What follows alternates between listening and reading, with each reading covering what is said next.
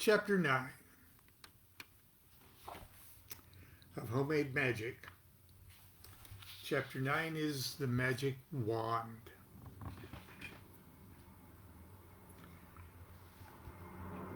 The epigram is a quote from the lyrics of a song Charlie Harris and myself wrote and recorded. It was our first demo, actually, for Epic Records. And it was called Touch Me With Your Hazel Wand. And we wrote that in 1968. Touch me with your hazel wand. Fill my soul with light. Bring me from darkness into light. The magician, who's also a Kabbalist, will probably be happy to babble on to you about how the magic wand represents the sacred element of fire. How it is the magical weapon that represents Atzilith, the archetypal world, the highest of the four Kabbalistic worlds. How it is the letter J or Y or I, a Yod, in the great name Yod He Vav He, that it represents the fundamental and purest essence of the human soul, the life force. It is the spinal cord in the physical body, in the column of chakras in the psychic body. The wand is the Appian way of consciousness that runs from Godhead to your head. The wand is all things active, all things positive, all things protrusive and penetrating. The wand is the instrument of fatherhood, the phallus of creation, and the photons of sunlight.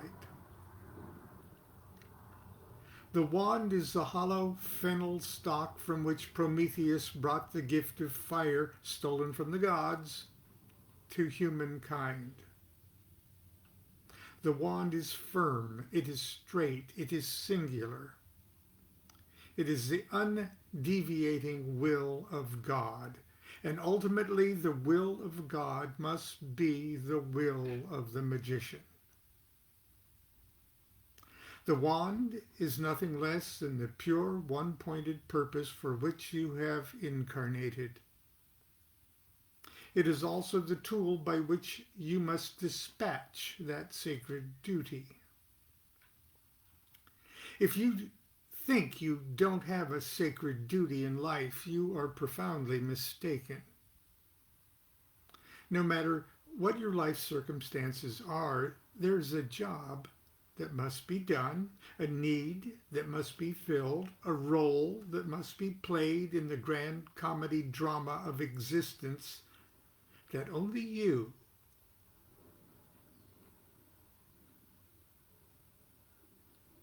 that only can be done,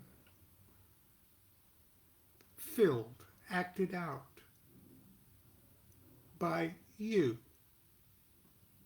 and you alone.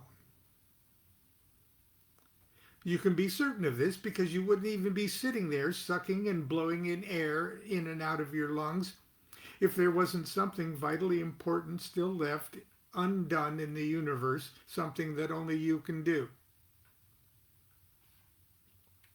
So why have you incarnated? What is your reason for existing? What is your wand?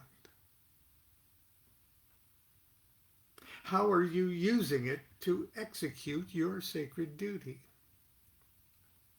You probably don't have a good answer. Don't worry. Finding out the answer is called the great work. But because you're a magician, you're actually obligated to do the great work.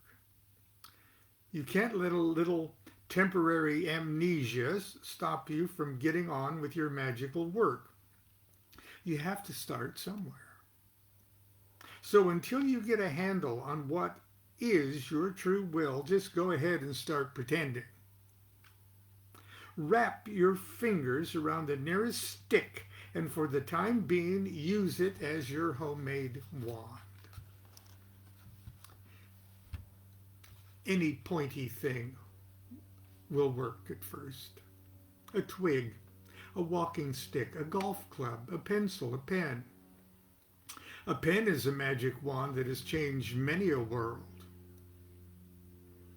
I cut my first wand from an almond tree in the backyard of my initiators, Phyllis and Grady McMurtry. Years later, I would, with the help of a dear brother and sister, cut a hazel wand from Belskine House near Loch Ness, Scotland. Many of the traditions of ceremonial magic, especially those based on the mythology of the Hebrew Kabbalah, are drawn from the Bible. And there is perhaps no Bible story more magical or dramatic than that of Moses and his miracle-working staff. And the footnote says, actually, Moses' staff belonged to his brother-in-law, Aaron. But nobody seems to care who has the sales receipt because Moses ended up getting most of the press. We first see the famous staff in action when Moses, in an attempt to impress the Pharaoh and his team of crack magicians, tosses his rod upon the ground, and lo and behold, it miraculously turns into a slithery snake. Not to be outdone, the Pharaoh's magicians whip out their wands and throw them down, and their rods turn into snakes. But then, even as the Pharaoh's magicians are high-fiving each other, Moses' snake chases down the Egyptian snakes one by one and swallows them up.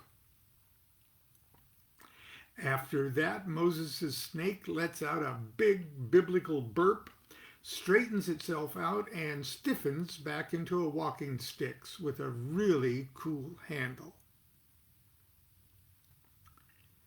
The Pharaoh was fascinated by this bit of Freudian one-upsmanship, but not impressed enough to let the Hebrews go.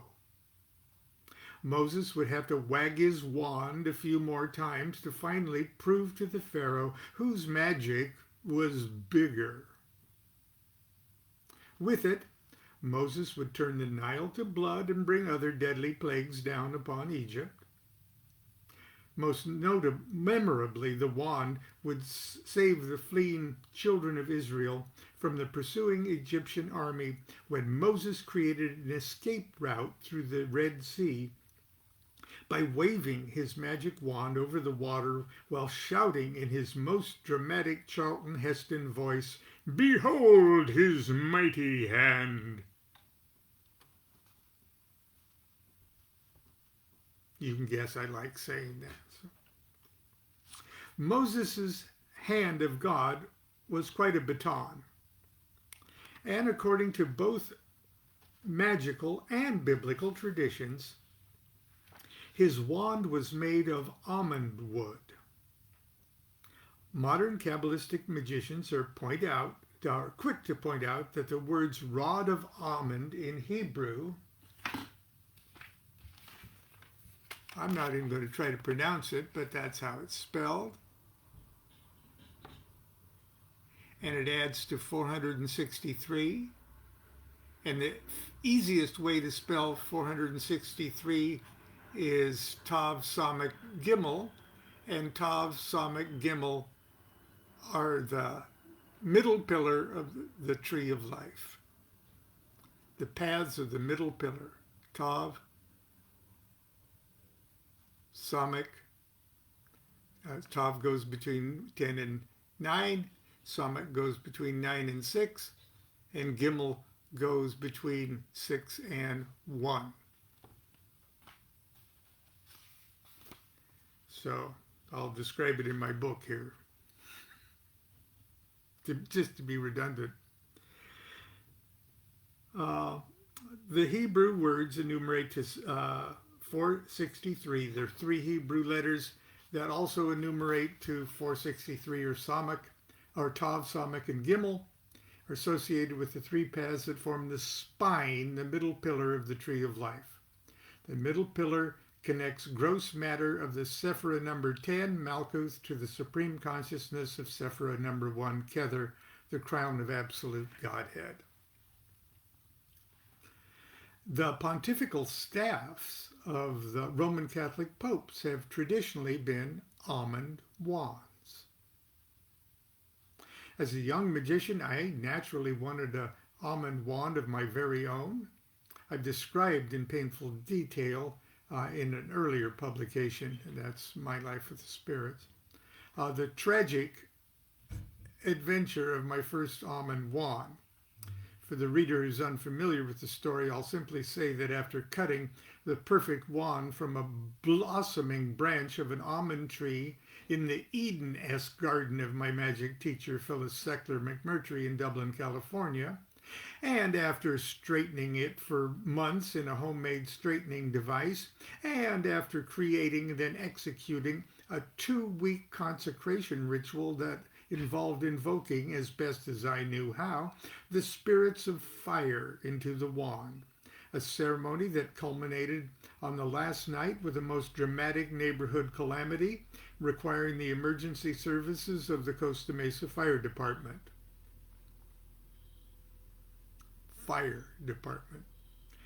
I then, on the first morning I was to use it in ritual, accidentally and unceremoniously sat on my precious consecrated wand, snapping it cleanly in two. That's the kind of magician I am. Luckily, I had another practice wand that I had surreptitiously cut in a midnight wand raid of a backyard in Huntington Beach months earlier. This time, however, instead of repeating the entire exhausting 2-week consecration ceremony, I simply transferred the magical charge from the broken wand into the new wand by solemnly burning the pieces of the broken wand in a thurible, while I rotated the new wand in the flames and repeatedly shouted, "Get in there, goddammit!" And that's the kind of magician I am. It must have worked pretty good because my practice wand continues to serve me well to this day. Okay, and I've got to show you. I've got it wrapped in this. This is the original wrapper, as they say on Antiques Roadshow. And this is the wand.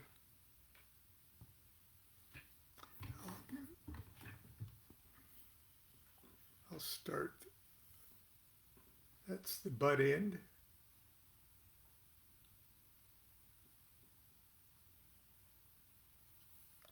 And it's actually very beautiful. The knots I sanded in such a way as they look like flames.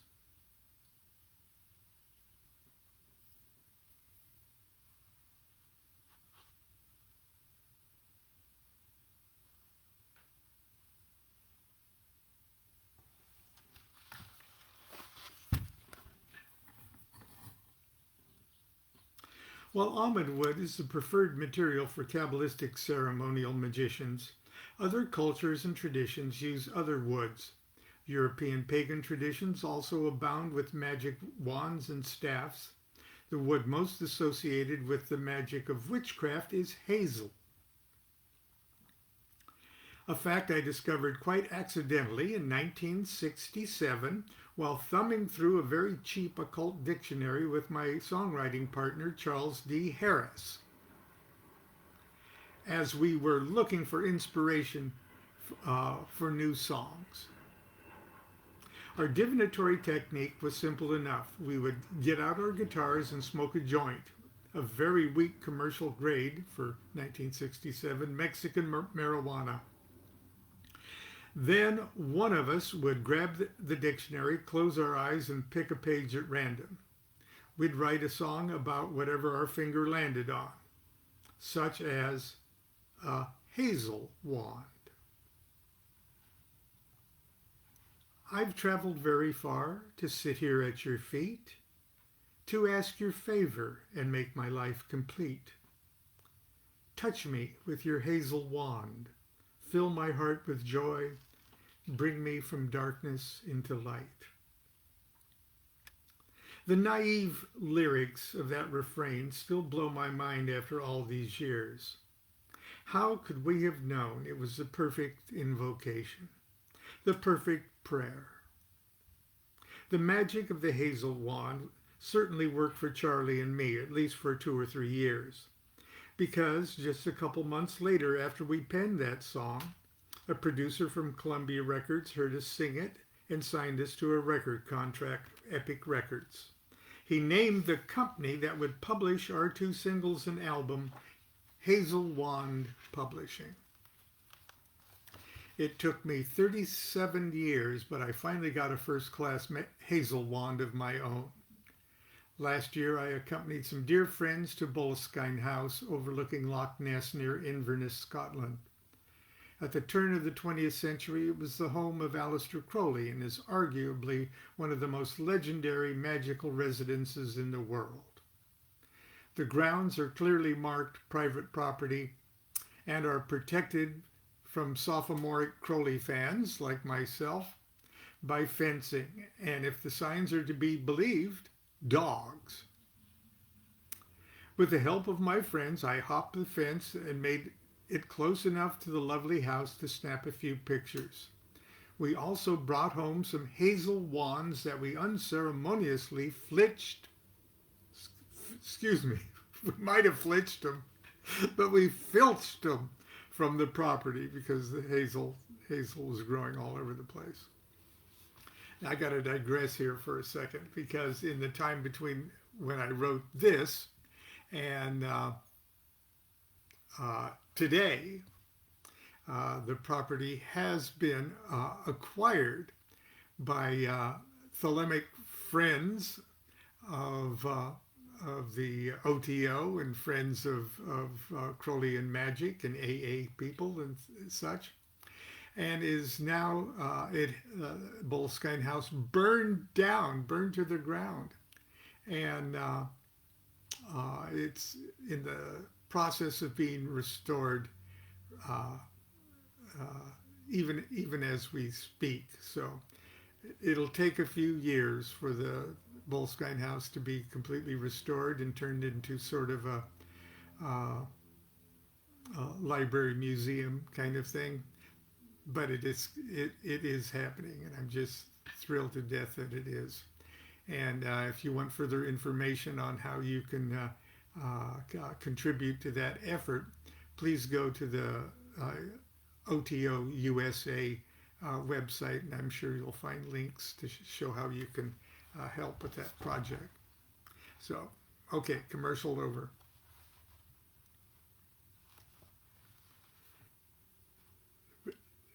We'll pick it up where we just flitched it from, where we flitched my wand from the property. Okay, your magic wand. Now let's get down to specifics, how you might go about creating your magic wand. Material. As already noted, there are venerable traditions that suggest using almond or hazelwood cut in the springtime at the moment the branch is blossoming. If that is not possible, seize the opportunity whenever it presents itself. In any case, wood is universally preferred.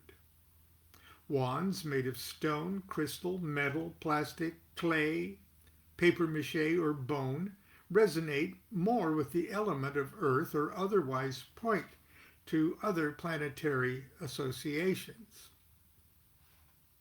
Dimensions. Spiritually speaking, your wand needs to be long enough to reach to the highest heaven and down to the lowest hell. Obviously, a stick that long is hard to come by, so you should probably settle for a wand that is approximately the length of the area between the tips of your fingers and your elbow, and about as thick and round as your little finger or ring finger. It should be as straight as you can make it, and more about this shortly. So, between the tip of your finger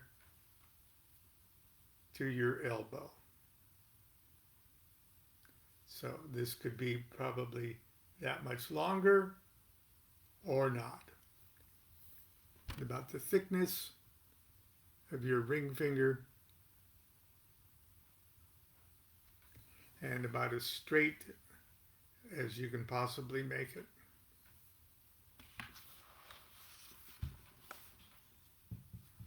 Method of harvesting. If possible, you should cut your wand from the tree with a single blow. The knife, axe, or hatchet itself should have some magical significance to you. If possible, the cutting should take place on an auspicious date, your birthday, for example, or a date sacred to your own personal mythology. When you are 120 years old, you'll want to be able to tell your biographer, "Why, I remember the moment I cut my magic wand. It was dawn on Easter Sunday, or noon on April Fool's Day, or sunset on the vernal," you know what I mean. Preparation. Straightening. After you've selected and cut your wand, you'll want to make it as straight as possible. This is easily done by creating a straightening jig with a board and a few nails, and letting your wand straighten and cure for about 60 days. Stripping. After your wand has been straightened, strip off the excess bark as much as possible by hand. Then sand the rough areas, knots, and tips until it is smooth as possible. Be conscious of the natural patterns and colors of the woods, keeping an eye on the flame-like colors and designs that develop as you sand your wand smooth. This is an opportunity to get to know your wand, and in truth, it's an important part of the magical charge with which you are imbuing it. Painting. If you wish, you may paint your wand. It's entirely up to you. Personally, I think it looks a bit cheesy. And the natural color of the wood projects an elegance and a dignity that can only be diminished by the application of paint. But that's just my opinion. Sealing. Once you've sanded your wand smooth, you may wish to apply a clear sealer surface with a commercially available sealer, shellac, or lacquer. Personally, I don't recommend coating your wand with anything other than natural oil, such as good olive oil, or the magician's oil of Abramelin, or other anointing oil you might prefer. After years of smelling magical oils growing old and rancid, I am totally turned off by so-called magical oils and perfumes. I currently use good olive oil and very little of it. And it looks pretty good. Finally, oh yes, I have to stop. Ideas for an on-the-road improvised homemade wand. Here's a few things I've used on the road for my magic wand. A cocktail swizzle stick. Remember, I used a coaster, a beer coaster for my disc. Tells you what I do when I'm on the road. Cocktail swizzle stick, a wooden or a plastic coffee stirrer, a pencil or a pen, a chopstick. That's not far-fetched because I go to Chinese food all the time. A chopstick, or even my toothbrush. Anyway, that's it. But what do we do with this wand once we've cut it and made it? We'll talk about that tomorrow on Chapter 10. Homemade consecration ritual. So until then, the Lord bless you. The Lord enlighten your minds and comfort your hearts, sustain your bodies. The Lord bring you to the accomplishment of your true wills, the great work, the summum bonum, true wisdom, and perfect happiness. Do what thou wilt shall be the whole of the law. Love's the law. Love under will.